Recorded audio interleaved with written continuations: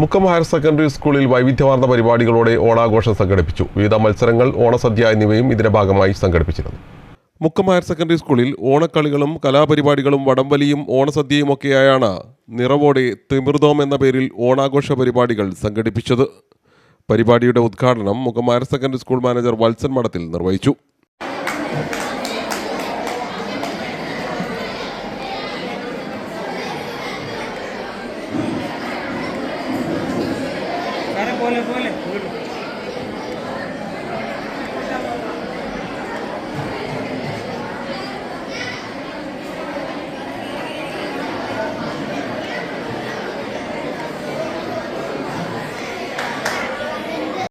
എന്തായാലും നമ്മൾ മനസ്സിലാക്കുക, ഓണം എന്ന് പറയുന്നത് മലയാളികൾ എവിടെ ഉണ്ടായാലും അവിടെ ജാതിയോ മതമോ രാഷ്ട്രീയമോ ഒന്നുമില്ലാതെ ഇക്കാലം അവിടെ ജാതിയും മതവും ഒന്നും ചർച്ച പോലും ഇല്ല.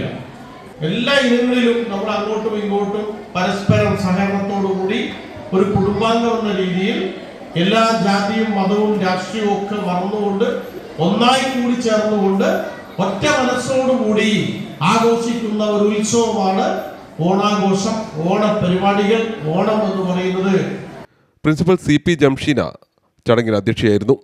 PTA president KP Suresh Babu, vice president Jayaprakash, MPTA vice president Pankajam, administrator KV Vijayan എന്നിവർ ചടങ്ങിൽ സംസാരിച്ചു. പ്രധാനാധ്യാപകൻ CM മനോജ് സ്വാഗതവും K സുദിന നന്ദിയും പറഞ്ഞു. CTV പ്രാദേശിക വാർത്ത മുക്കം.